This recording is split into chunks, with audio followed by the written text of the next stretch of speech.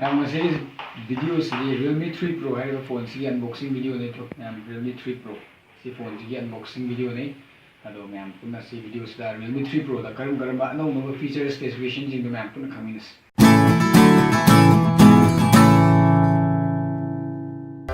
Subscribe to our channel and make sure press the bell icon so you never miss an updates whenever we uploaded a new video.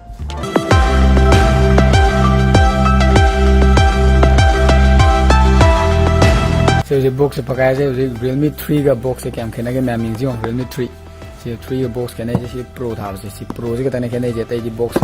same ne to size di kitang 3 Pro na kitang di hele to kitang yam hem de nete the box is pakai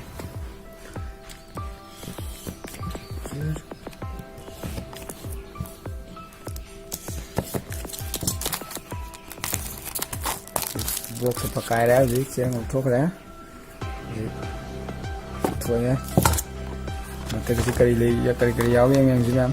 thì đó sim ejector tool cái sign này giờ chứ, lúc đó soft case mới áo ra, warranty card, rồi cái manual, thì thằng mà chứ soft case này xin na, soft case này yang cái pick của mà lấy, warranty card yang gì, sim ejector tool chứ, cái yang gì, sim ejector tool, lấy đấy ma'am, rồi dedicated slot hap tabra dore ma'am yang na basi lakho ga sai thamaga akan thamji phone ji le re is the Realme 3 Pro si box se jik lakho je phone si le ko phone ji atang thamje sida duga box se kai kai yaw yang se si USB cable yaw ra USB cable je keno di natte type C di natte adi micro USB ni ado book 3.0 support to charger ni si le ra adapter je si cái này yang gì ma'am tu, watch si je 20W cái charging này hay đi, adudi mate yam touba tại moi hay je si Realme 3 Pro je 80 minutes the full way này 0 to 100% je do chumra chumdabra do ma'am amuk si cái nó cái battery charging cái video jong sema yang jaga si book 3.0 này se book charging này oppo cái rồi si tham je do phone je cái comment tàu nó yang je phone si le ma'am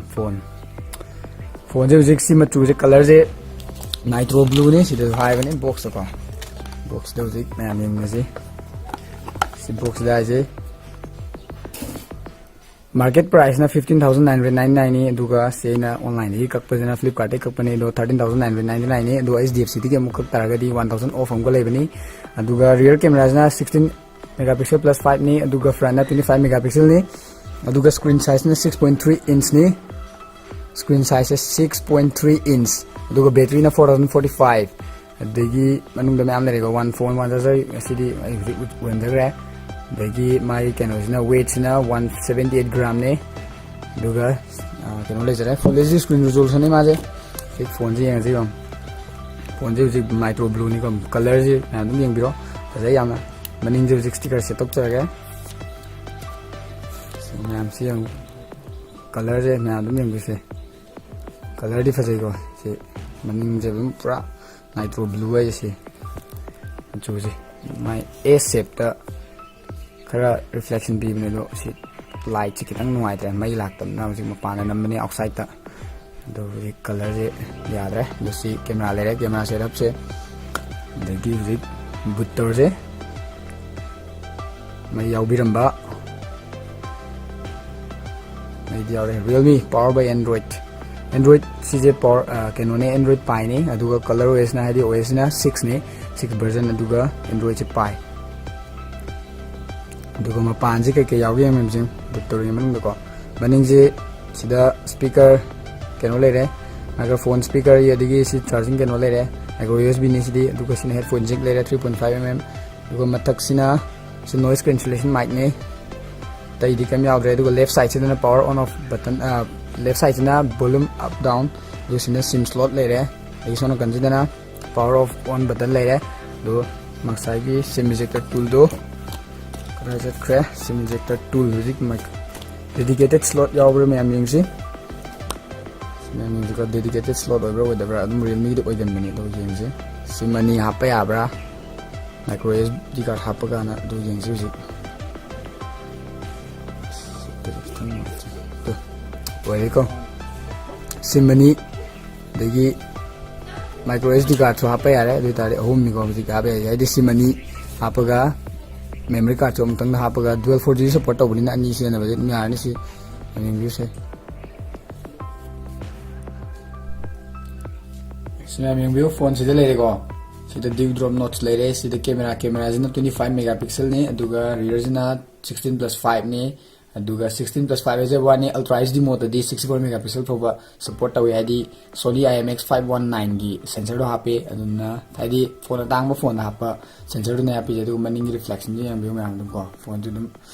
trick lang dum phone je phajai curve ni duga Realme brand sida thare Realme brand thare sida this accepted this ma'am sida biramani dum my reflection ni ko dum phajai pai kan khang ni duga anumda happy na Snapdragon 710 ne happy je duga about phone changa yeng sim am kri mai to ge about phone le device name Realme 3 Pro device name Realme 3 Pro Qualcomm 710 octa core 4GB RAM 44.5GB hang music duga sorry to model number RMX1851 ena le duga 64GB kenone internal memory na duda 45 mo hangi digi my camera do ai ji high re 64 megapixel phoba support tawe adna duga magi keno se slow motion dina 960 fps po habidi 960 frame per second da support tawe ba du over ami am uchagi onko silere slow motion sida 960 fps na me am using 960 fps 960 frame per second da dum slow motion na me ai do si video ai me am da mukon chage degi battery je book 3.0 charging support to na mar kan 80 minutes ta full hoy ai do 80 minutes ta full hoy de je mathangi video da ina charging gi video jong sem jage da me am moina Realme na hai je chumra lan bra da me am da khangan jage aduga security chip na kayam yang de ji me am je aduga magi sa gi book 3.0 hai do magi rating jong the 5 volt 4 ampere is 20 watt na tare ko 5 volt 4 ampere le 5 volt 4 ampere le 20 watt hoy dine se adi matik 3 hours si charging ko do ai matham video da full adi charging je 0 to 100% je minute kya la loi ge je moin hai 80 minutes per oira moin hai je 10 bra sem bra me uchaga music fingerprint amasung face unlock test sem dum tok se music fingerprint test or je 1 2 3 dum 3 ko man yo 1 2 3 2 number ga dum hang na le fingerprint je dum 3 710 ne Snapdragon ko si dum 2 re aduga face unlock test song yeng je music power button dum nam da bi da yeng jo power button nam da si pa kha soina ma le power button nam me power button nam ga hang na le face unlock so digi medik 2 re id mongona bi Snapdragon 710 ni do latest ni te no 7 Pro da happy duna 675 duna latest ni du tarju mo na happy je Adreno je 616 ne Poco F1 du degi helbo happy aduga keno sina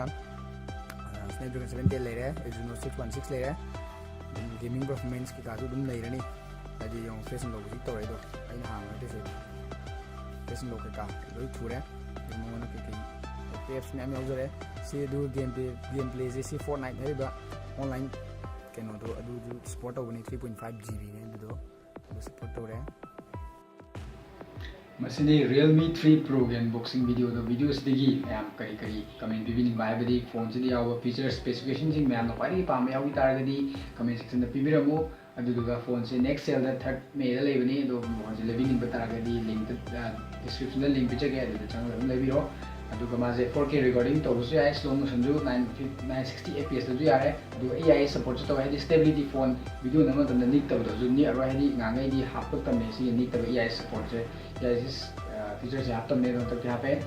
adu ma ge no feature se dum phone dum pai dum khangbi gani aduga